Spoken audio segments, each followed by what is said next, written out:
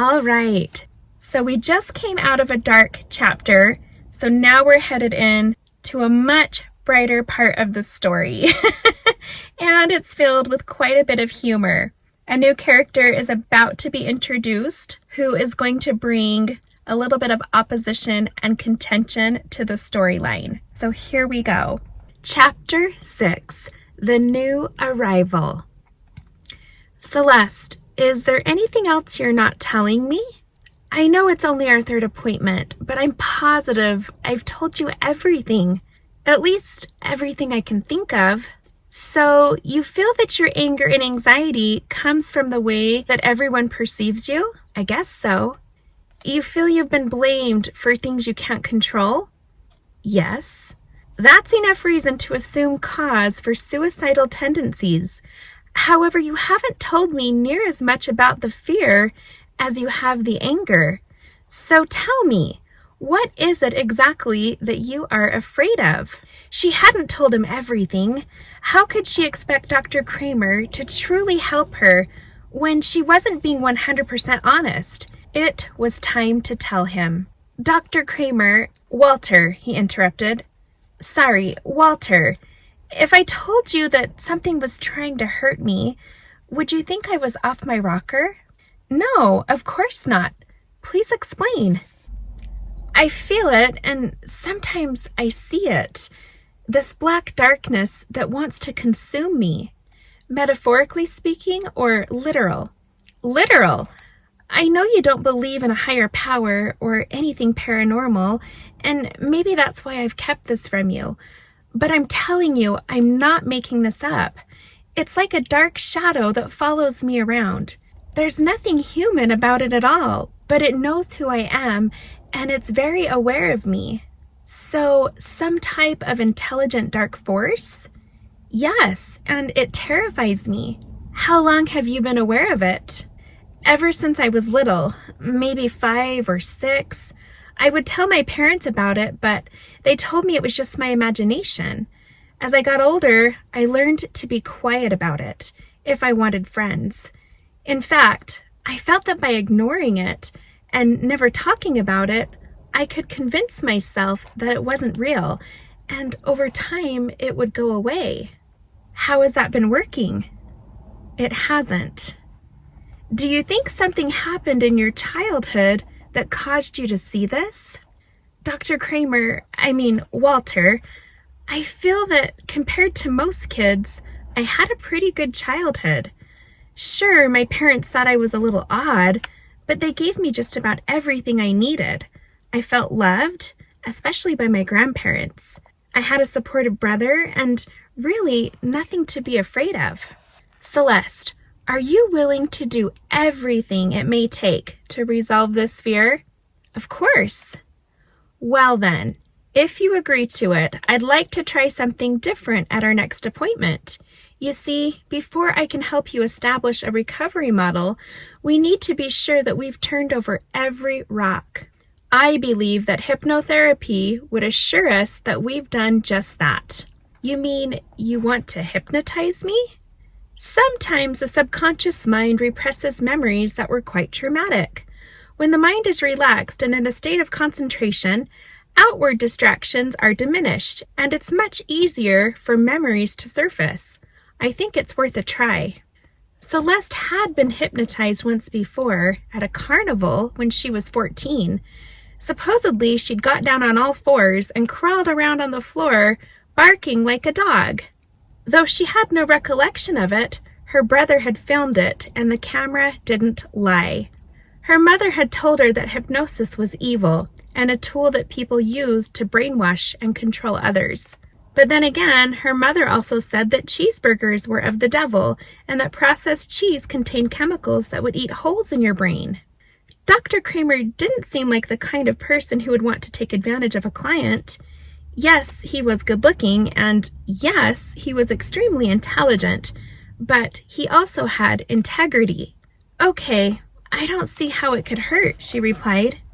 Great, so we'll see you back in a week then? Sounds good. Maybe this would be a good thing. After what happened at Gia's house last week, Celeste was willing to do anything to put an end to what she had unintentionally invited in. Later that day. Happy birthday! Celeste smiled as she set her phone down on speaker. That's right. It is my birthday. Thanks, Gia. You're welcome, girl. So, it's my last day here before I leave, and it's your birthday, and it's Oak Days. I know, you want to nail 3 birds with 1 stone. What better way to celebrate your birthday than with fireworks, right? I hate to break it to you, but your plan isn't original. We've been doing this for the last 21 years. However, the only difference is that I've never celebrated with you. Okay, then sounds like a plan. Let's just meet up in front of the ticket booth around 6. All right, see you then. Gia was such a good friend to remind Celeste that it was her birthday. Now, was anyone else going to remember? Last year, it took until noon before her parents wished her a happy birthday. She was positive that they had forgotten about it, and it was her grandma who had reminded them. Just then, Mr. Day came strolling into the kitchen. Happy birthday, sweetheart. He kissed her on the cheek.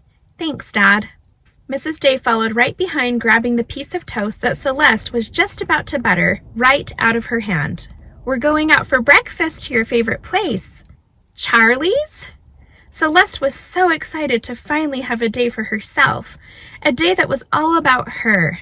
It was the only day during the entire year when everyone was on their best behavior. No hurtful comments or painful reminders about baggage from the past.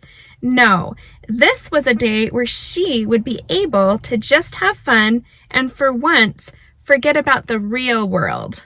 Hurry up, honey. I made a reservation and we've got to pick up Grandma. Wes is going to meet us there. Saturday mornings in July were the busiest day of the week at the Audi dealership. For Wes to take time off, it usually took something pretty important. All right, let me change real quick. Today was a special day, and that meant lipstick. Not lip gloss or the drugstore lip balm, but her $36 Clinique lipstick. Honey color with SPF 15. She wore it only a few times a year. Christmas, New Year's, the occasional job interview. Oh, and of course, her birthday. When they arrived at the restaurant, there was a line already formed going out the door. Sure, Saturdays were busy, especially during the week of Oak Days, but with this place, if you didn't have a reservation, you faced an hour wait no matter what time of the year. Charlie's was a Belgian waffle house, serving European cuisine in a charming French-style cottage. The rustic window shutters and green ivy that crawled up the stone walls was quite enchanting, and the water fountains and gardens out back were so welcoming. Celeste and her family had been coming here for years. The owner was in Mr. and Mrs. Day's circle of friends, so of course, having a reservation was never necessary. But Mrs. Day always insisted. Right this way, everyone. The pretty little hostess led the group to the back of the restaurant and up the stairs to their own private balcony, which overlooked the gardens and the people seated below. The special today is crepe Suzette with a side of berries and cream. Your server today is Oakley, and she'll be right with you. How is my sweet birthday girl today? Celeste's grandma reached over and patted her hand while giving her a wink. Doing great. Thanks, Grandma. Wes walked in and pulled up a chair across from Celeste. Sorry I'm late. Had to help place a custom order for one of our big spenders. So, how does it feel to be the big 22? All I really feel right now is hungry. Well, then don't let me distract you from looking at the menu. I don't need a menu. I get the same thing every time. The Belgian Supreme with a side of bacon. Well, it must be pretty good then. I think I'll have to try it. So, Wes, Mrs. Day interrupted, I hear you're coming to church with us tomorrow. Celeste looked at her mother in disbelief and then back at Wes. Was it true? That's right, Mrs. Day. 10 o'clock, is it? Not a minute later. Pastor Bob hates it when his sermons get interrupted, Mr. Day chimed in. But he loves visitors more than he hates interruptions, Mrs. Day added with a smile on her face. Wesley Cartwright was actually going to step foot inside of a church? If only Adam could be here to see this. I think I'm ready to see what you people do every Sunday in that building. I have my theories, but we'll see. Just so you know, there will be prayers, hymns, scriptures, and the mentioning of God, Celeste sarcastically retorted. I think the deal was that I just had to go there. I don't remember anything about participating. The table grew quiet. However, we need to change the stipulations because I totally think that participation is key in this experience. With a sigh of relief, Mrs. Day began chatting again with her mother, while Mr. Day turned to the waitress to place his order. Nice save, Mr. Suave, Celeste remarked. You wait and see, Celeste. You're going to be impressed, Wes joked. Celeste didn't know if this was going to be something she would enjoy or regret. He seemed to be doing this for all the wrong reasons, and her own spiritual welfare was a little lacking at the moment. She wasn't sure where her beliefs stood. All she knew was that at 22 years old, life was just as confusing as it was at 16. And what will you have? Celeste looked up at the waitress. She was pretty cute. Definitely eye candy for the menfolk. The Belgian Supreme with a side of bacon and water is just fine. And you? The waitress looked at Wes and then paused. Hey, do I know you from somewhere? You do look familiar, Wes said as he smiled, seeming to enjoy the attention from a cute girl. Wait, do you know the Garretts? Yes, I work with Tony. I'm friends with his sister, Danny. I think I've seen you at the dealership. Okay, yeah, I recognize you now. It's good to see you. As the pretty waitress smiled back, eyes locked with Wes, Celeste's growling stomach would not allow for another second of this juvenile flirting. He'll have the same thing as me, she said, handing back the menu in an effort to break the awkward trance that continued between the two. Oh, and put her order on my ticket, please. Sure thing. Still smiling, she took the menus, glancing over at Wes one more time before heading back down the stairs. I think she likes you, Celeste teased. Who, her? What makes you say that?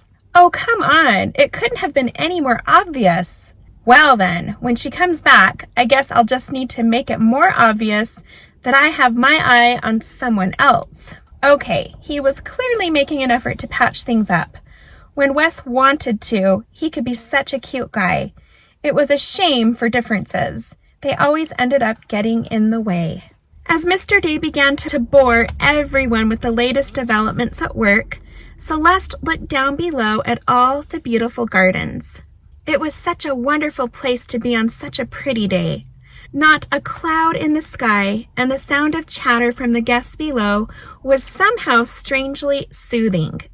What were all those people talking about? And Celeste did a double take. Who was that man with his back turned by the fountain? It looked like Ezra. Was it him? She continued watching as a woman came over and handed him a receipt. Oh, no, was he leaving? She wouldn't lose him again. She had to get to him. Earth to Celeste, what are you looking at? Wes looked down below, searching for the object of Celeste's eye. Excuse me, I need to use the bathroom. Celeste hurried away from the table and made her way down the stairs and out the patio door. She looked over by the fountain and saw the empty table. Where did he go? Looking in every direction, Celeste ran for the front door to scan the parking lot. With no luck there, she ran inside and scanned the dining area.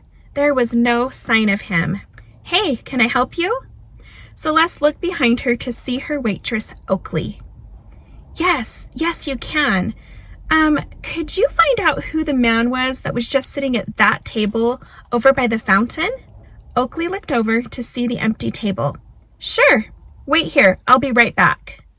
Celeste watched as Oakley went over and spoke with the woman who had waited on that table. Then the woman went out and picked up the receipt and tip from off the table and came back.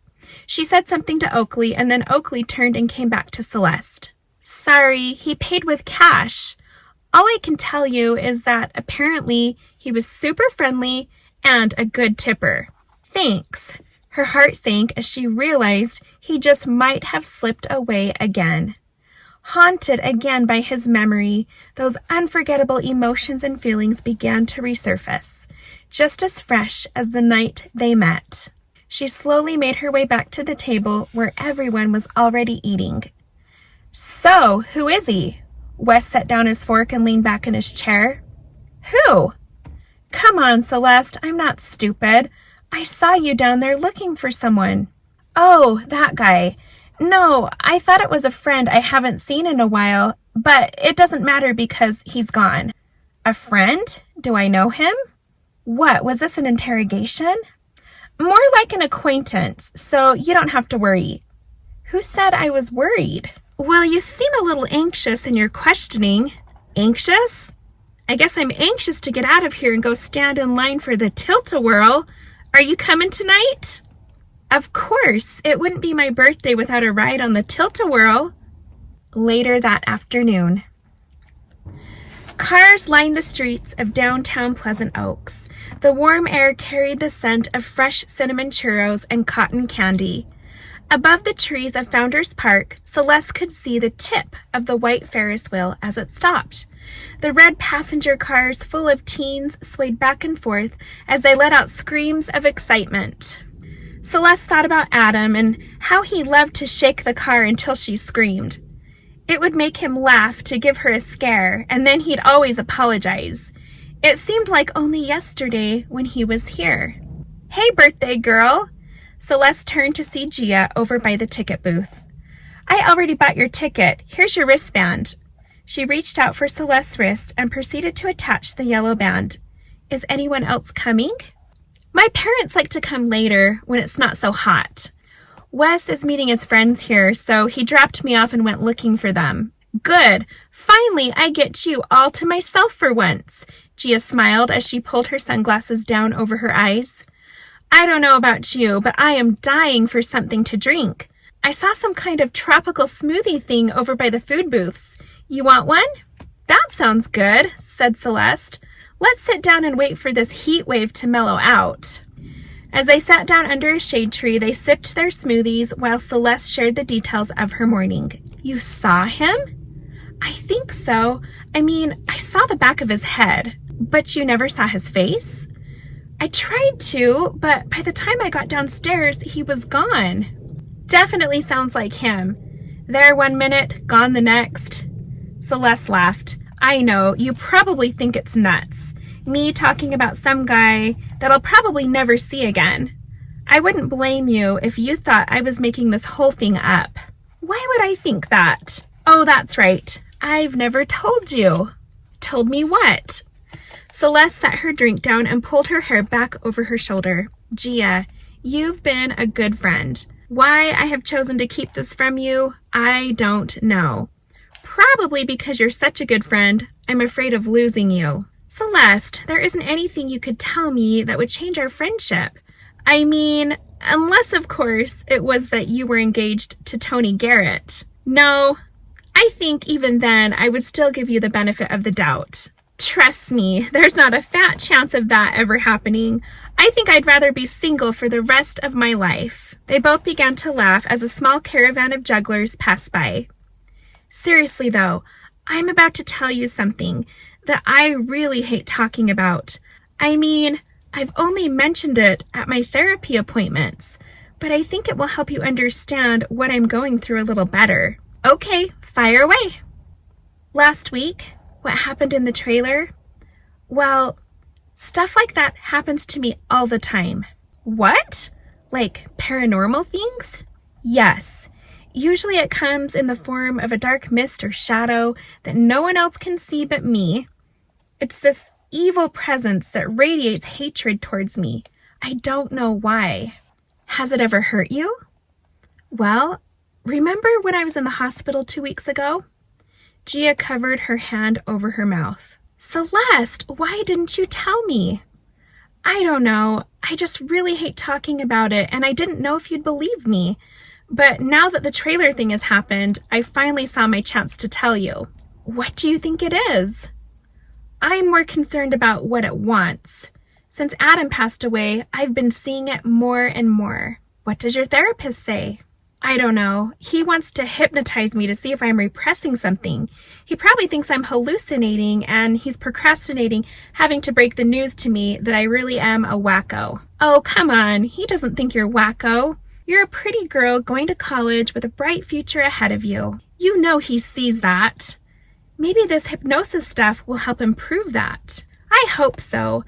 But I'm not sure he can help this go away. I mean, he's a therapist. It's like I'd need a truckload of holy water or something. Well, just so you know, if it's any consolation, ever since the trailer incident, I've seen some pretty crazy things myself. By the way, whatever happened with the trailer? Were you able to go back in there? Actually, I ended up convincing Rosa, our maid, to clean it for me. She doesn't speak English very well, so she didn't ask any questions. I don't think I could ever step foot inside of it again, not after what happened and what I've been seeing. So, what have you seen? Gia removed her sunglasses. Her eyes reflected fear as she took a deep breath before answering. At first I thought it was my mind playing tricks, but then when my mom mentioned seeing things too, I realized something was going on. There have been these dark shadows that move along the walls, the ceiling, and through the windows, even when the sun is shining at noonday. Yesterday, I swear that I heard breathing next to my ear. I'm sorry Wes and Tony brought that stupid board over. This is all because of me. I should have known better. No, it's not your fault. I helped encourage it. I wanted to help you prove to Wes that you weren't making things up. I know you did. See why I say you're such a good friend? Gia looked over Celeste's shoulder with a half smile on her face. Speaking of friends, look who's coming our way. Celeste turned around to see Wes, his trailing tag team, and was that Oakley? You two trying to hide? I've been looking all over for you. Yes, actually we are trying to hide from the sun right now, Celeste replied. Well, can we join you? Celeste looked up at Oakley, who was laughing about some inside joke with who appeared to be the female version of Tony. When you say we, do you mean them? Trust me, Celeste, Gia cut in. You don't want to be stuck with all that cake. Cake? Tony and one of his friends sat down a grocery bag on the grass and pulled out an enormous triple-layer chocolate cake with whipped cream and cherries on top. I heard it was someone's birthday today, and that seemed to be a good enough reason to bake a cake, Tony said as he began to unfold a large picnic blanket. You baked a cake? What's going on here, guys? Celeste looked over at Gia, who was laughing. Yeah, Tony baked a cake, just like I won the lottery this morning. The group sat down on the blanket as Wes set down 2 more large bags. I hope you like tacos. What happened to hot dogs and burgers? Gia asked. I didn't want to haul my grill all the way over here or pack a cooler, so Taco Bell drive-thru it was. You planned all this? Guests included? Celeste looked over at Oakley and her friend, who appeared to be engaged in some kind of confidential discussion. Actually, Tony's sister and her friend just happened to be behind us at the drive-thru. They flagged us down, and we invited them to come hang out. What a coincidence, Celeste muttered under her breath. Was Wes that clueless to not recognize when he was being stalked?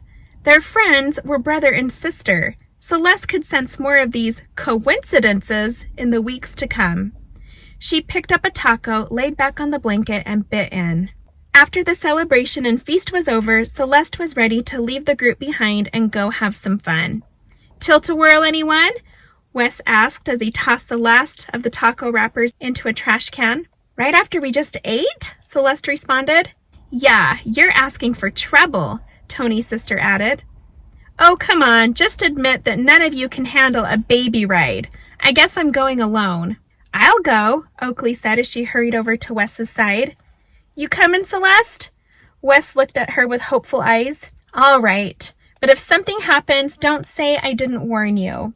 Wes smiled. Come on, Danny, Oakley hollered to her friend. Tony turned to Gia as the rest of the group dispersed. Looks like it's just you and me. What would you like to do? Wait up, guys, Gia yelled as she ran to catch up. The line for the tilt-a-whirl was small, and seeing that there were plenty of empty cars, Celeste hoped that Oakley and Danny would take a hint. She and Wes found a blue car and climbed inside. "One of the few rides here that was built to seat 4, Oakley said as she climbed in and sat right next to Wes, followed by her annoying sidekick. Celeste tried to look away but couldn't help notice how well endowed Oakley was. Just like a nice car, she was well equipped in the front with a decent bumper in the back, and nothing appeared to be aftermarket. As the ride began and the car swiveled, Celeste closed her eyes. If she couldn't see it, then it wasn't happening. At least it seemed to work when she was little. "Woohoo!" Wes shouted as the ride picked up momentum. The weight of the car caused it to spin much faster than the cars that were empty or only carrying 2. When it spun to the left, Celeste fell into Wes, the force pushing her tight against his broad shoulder and solid arm. Then, when it spun to the right, Wes fell against her, pinning her tight against the side. They both began to laugh, and Celeste realized that she enjoyed this ride after all. As it spun to the left again, she heard Oakley let out a squeal. She was quickly reminded that the same thing that was happening to her was also happening on the other side. Wes probably enjoyed having a reason to squeeze up against a girl like Oakley, especially since he had little control. Finally, the ride came to a stop. It was time for some well-needed space. Celeste looked over at Wes to see him smiling down at Oakley. Just where were those eyes really looking? Celeste had had enough. "All right, you guys, I think I need to take 5 for a minute. That wasn't such a good idea after all," she said as she climbed out of the car. "Tell me about it," Gia said, coming up from behind. "Guess who I was lucky enough to ride with?" Celeste looked back to see Tony right behind them. She burst out laughing. "I'm sorry, let's get out of here for a bit." The two of them wandered off to the other side of the park, where there was much less action going on. "So, what's your plan to axe Little Miss Pinup?" "My plan? Well, give Wes enough time with her and he'll probably get scared and come looking for me. Or give him enough time with her and he'll start to forget about you." "Are you kidding? Didn't you see how obvious she was? She's practically throwing herself at him. He doesn't even have to try, and you know men, they like a challenge or they get bored." "Yes, I know men. If they don't have to work for the carrot, then all the better for them. Just so you know, Wes and I are not an item. He's never officially asked me to be his girlfriend. Probably because the vibes you transmit are a little confusing. One minute you're smiling at him and the next you're rolling your eyes. He's still trying to figure you out. He's had since the 9th grade to figure me out. And in all fairness here, he's just as confusing. Look, I'm on your side. Just promise me that when I come back in August, I don't return to a beautiful yet broken-hearted and depressed friend. You don't have to worry. Remember, I still have Dr. Kramer." They both started to laugh as Celeste looked down to see her phone ringing. "Hey, Mom." "Sure, I'll see you in a bit." "Your parents here?" Gia asked. "They'll be here in a few, and they want me to go save them a good lawn spot." Gia looked down, patting her pockets. "Crap, I think I lost my phone on the tilt-a-whirl." "You better go try to find it. I'll meet up with you a little later." Celeste made her way back through the densely populated festivities and over to the nearby grassy hill where her family had made it a 15-year tradition to view the fireworks. As she walked around the Ferris wheel, she looked up and spotted who she made out to be Wes and his newfound fling in one of the red cars stopped at the top. This was sure turning out to be a wonderful birthday. The sun would be setting in less than an hour and the fireworks would begin. Maybe Celeste was better off just planting herself on the grass until the show started. If being around Wes meant having to spend another minute watching Oakley gloat over him, then playing it solo was the way to go. Off to the side, near the spinning carousel, Celeste noticed a distraught woman sitting on a bench who appeared to have just received some terrible news. As she put away her phone and sat there with her head hanging low, Celeste watched from behind as a man came and sat down next to her, offering his assistance. Celeste's first thought was how kind it was for a complete stranger to get out of line to walk over and console someone he didn't know. especially when most people would have pretended not to notice. Could it be? As she moved a little closer to hear their conversation, she smiled with joy as that oh-so-familiar voice melted away her unhappy thoughts from just moments ago. It was him. It was Ezra. Celeste continued to listen and watch as he gave the sad woman words of encouragement. Every word of it was so beautiful, so genuine. The woman wiped her tears and thanked him, and she said that she didn't think she would ever be able to smile again. But here she was, smiling. Celeste watched as Ezra placed his hand on her shoulder and assured her everything would be just fine. He then handed her something, and she burst out into tears of joy. Celeste stood back as she watched Ezra get up and turn to walk away. How she wanted to follow him! She couldn't let him get away this time. Was he here with someone? Would it be awkward if he noticed her following him? Before Celeste could decide what to do, she soon realized he was walking her direction. She stood there, frozen, staring at him, not sure what to do or say. Right away, he made eye contact, his smile so familiar and welcoming. Celeste! The sound of her name coming from his lips was like flowing honey, fresh from the hive, so sweet and rich. Hi, Ezra. It's so good to see you again. Likewise. Are you here with someone? How she wished she wasn't. I'm meeting up with my family in a bit and my friends. Well, who knows where they have wandered off to. She smiled as she looked up at those comforting sea glass eyes. How about you? Are you here with someone? I came here to meet up with some old friends, but I have some time to kill before they arrive. Where are you headed? Oh, I was actually just thinking about how long it's been since I've ridden on a carousel. There's not much of a line right now. Would you like to go for a ride? Yes, I'd love to. Was this really happening? She had spent the last several nights dreaming about this moment, wondering if she would ever see him again, and all the things she would say to him if she had the chance. Here was her chance to make sure she never lost touch with him again. They stepped onto the carousel, and Celeste climbed up on a gray horse with a beautifully painted gold saddle adorned with bright blue gemstones. Ezra sat right next to her on a brilliant white stallion with raving black hair and a ravishing red bridle with a matching saddle. Talk about Prince Charming on a white horse. This had to be a dream.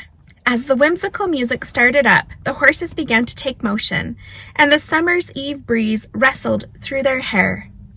Are you sure it's been a while? You ride like a professional. Celeste laughed as she clicked her heels against the side of the horse and tugged at the reins. I'll race ya, she challenged. I would, but your horse seems to have the advantage, a much lighter rider.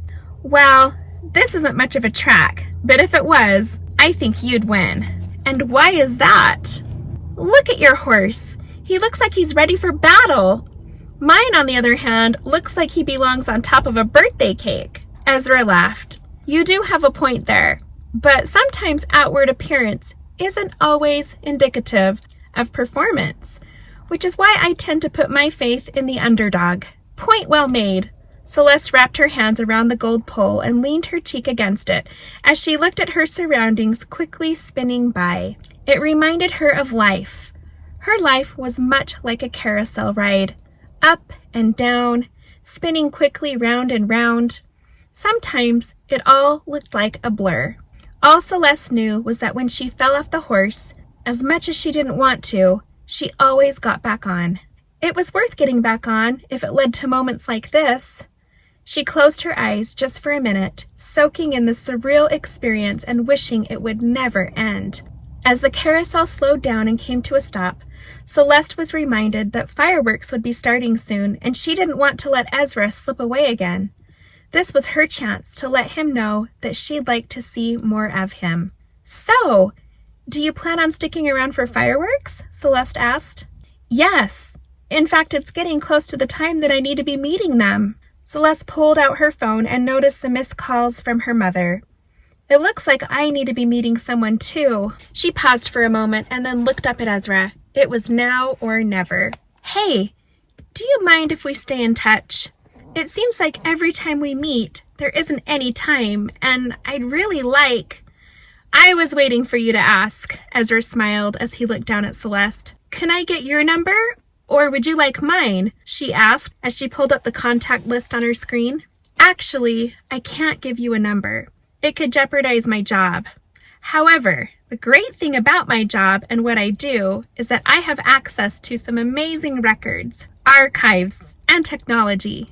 I'm able to learn anything about anyone at any time. Celeste, I already know how to reach you. I was just waiting for your permission. Celeste's heart seemed to skip a beat. This was beginning to sound like a movie. The superhero who has the upper hand and appears at all the right times in all the right places when you least expect it. In her movie, the superhero was Ezra. He was mysterious, yet she could trust him. Around him, she felt safe. There was no doubt about that. In fact, the way she felt being around him was unlike anything she had ever felt in her life. He seemed to understand her in a way that no one had before, and they connected so easily. It was effortless. Wow, I had no idea. I mean, are you saying you know where I live? Ezra smiled as if he were delighted with her question. Just know that what I do know is more than you might have guessed. But I promise you that it's not like what it sounds. If you want, we'll meet again very soon, I promise. I'd like that a lot. Celeste looked down as she felt her face start to flush. Great, I'll see you soon. I'll see you. Celeste watched as Ezra walked away. In his dark blue jeans and white t-shirt, he was dressed so simple, yet so striking. Again, she wanted to follow him. But if he was really some kind of secret agent or spy, surely he would know that she was following him. But who was he going to meet? And where were they going? Who was the woman he was talking to, and what did he give her? He was such a mystery that she wanted to solve, but at the same time, even if she never learned any more than what she already knew about him, she would somehow be just fine with that. Did it make any sense? Absolutely not. Yet somehow she was perfectly okay with that. Hey, I found my phone and I found your parents. Celeste looked over to see Gia standing there with a blanket under her arm.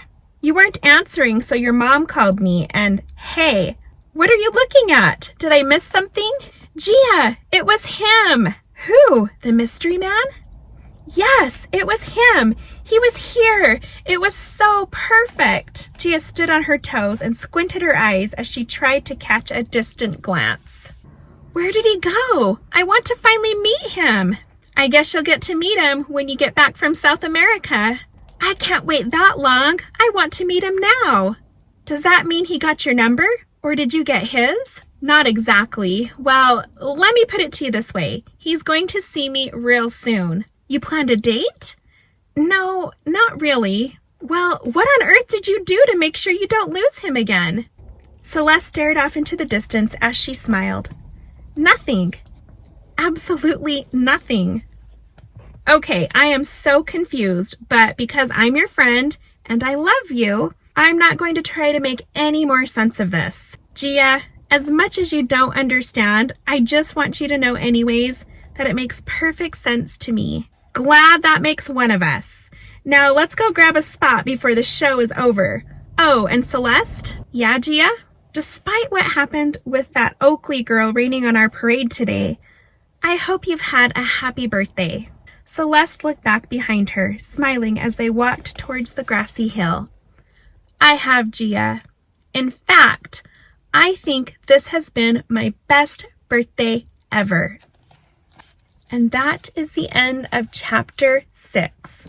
I'll see you next time for chapter 7.